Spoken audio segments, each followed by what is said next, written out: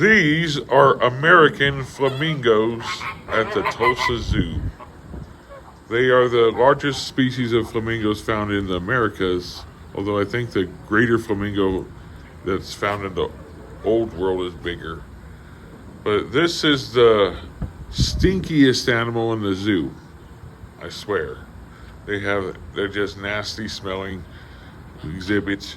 Especially you see those piles of what looks like shit. It's where they lay their eggs, but it's nasty. They're also extremely noisy, as you can hear. But yeah, they're interesting though and fun to watch. They just didn't have to smell so bad, and are pretty and unusual. So anyway, I'm Matthew the Wanderer. Until next time, oink y'all.